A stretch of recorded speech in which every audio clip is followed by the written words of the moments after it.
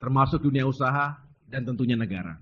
Oleh karena itu, kita hadir untuk membela rakyat, membela kepentingan pertumbuhan ekonomi, dan tentunya membela kepentingan negara kita. Saya laporkan kepada Bapak Ibu sekalian, pada tahun 2024 ini, ada 87 kasus mafia tanah yang menjadi target operasi. Ada kenaikan 5 target operasi dari sebelumnya. Dari 87 TO tadi, yang sedang berproses, baik mulai tahap penetapan tersangka, masuk ke P19 sampai dengan P21, ada 47 TO. Dengan jumlah tersangka sebanyak 92 orang. Atau lebih dari setengahnya telah melampaui target yang kami tetapkan di awal tahun.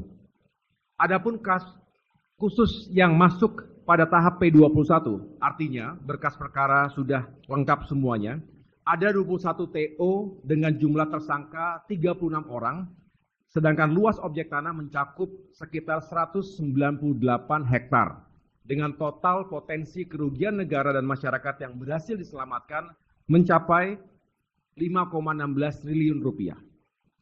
Dan khusus di Provinsi Jawa Tengah ini, tadi Pak Kapolda juga sudah menjelaskan, Bapak Ibu sekalian kita tahu Jawa Tengah merupakan salah satu provinsi terbesar di Indonesia. Jumlah penduduknya, kemudian ada 35 kabupaten kota, artinya memang kompleks dan sangat dinamis.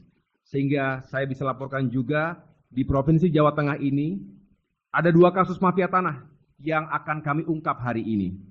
Tentunya kami akan terus mengejar masalah-masalah lainnya, tetapi paling tidak hari ini kami laporkan ada 2 kasus. Yang pertama, tempat kejadian perkara di Kabupaten Grobogan. Ibu Bupati dan jajaran telah hadir, dilakukan oleh tersangka inisial DB, 66 tahun, warga Kelurahan Sidorejo Kidul, Kecamatan Tingkir, Kota Salatiga.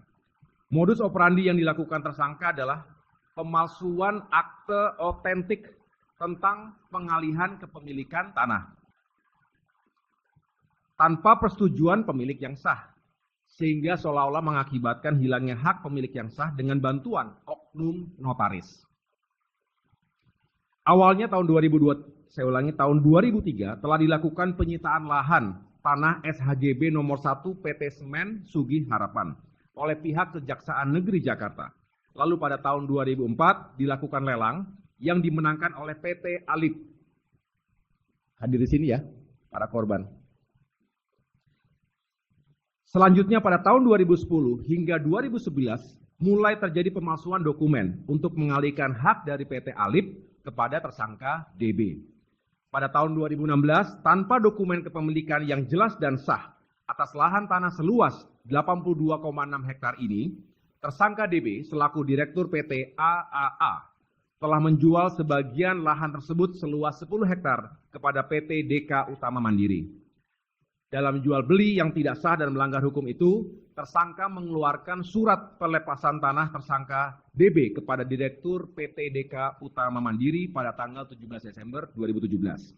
Tak hanya itu, pada tahun 2023, tersangka DB juga tanpa izin membangun kantor, saya ulangi tanpa izin, ia membangun kantor PT AAA, memasang pagar, menempatkan kontainer-kontainer dan memasang papan nama dengan tulisan tanah bekas HGB nomor sekian, desa ini Kecamatan Tangguh Harjo, seluas 826.000 meter persegi dalam penguasaan PT AAA. Akibatnya, lahan tersebut menjadi objek sengketa dan konflik hukum.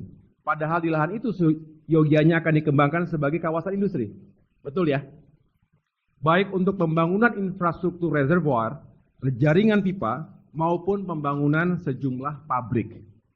Untuk itu dengan terungkapnya kasus ini, maka kami menyelamatkan potensi kerugian masyarakat dan negara sebesar kurang lebih 3,41 triliun rupiah.